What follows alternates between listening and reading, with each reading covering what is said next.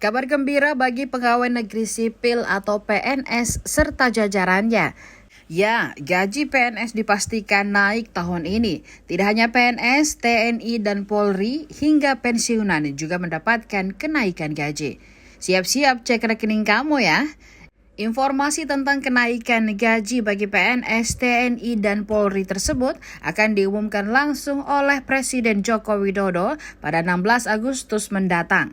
Menteri Keuangan Sri Mulyani menjelaskan Kementerian Keuangan kini sedang menghitung secara serius kenaikan gaji aparatur sipil negara atau ASN. Informasi pengumuman kenaikan gaji PNS ini nantinya bakal masuk ke dalam penyampaian rancangan Undang-Undang Anggaran Pendapatan dan Belanja Negara RUU APBN 2024 pada 16 Agustus di DPR RI.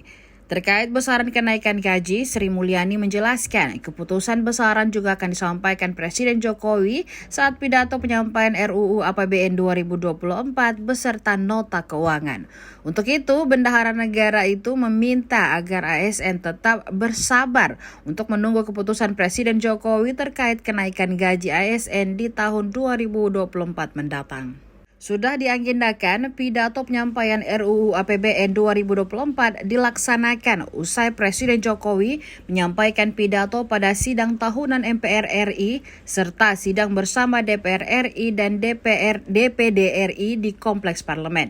Sebelumnya, rencana kenaikan gaji ASN pertama kali diungkapkan Menteri Pendayagunaan Aparatur Negara dan Reformasi Birokrasi Menpan RB Abdullah Azwar Anas. Usulan kenaikan gaji PNS ini merupakan bagian dari rencana perubahan rumusan besaran pemberian tunjangan kinerja atau TUKIN. Diketahui saat ini TUKIN bagi ASN dipukul rata sehingga membuat kinerja ASN tidak berkembang.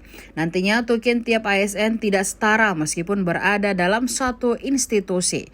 Karena itu Anas mengusulkan agar ada kenaikan gaji. Namun ia tidak membeberkan besaran kenaikan gaji PNS tersebut.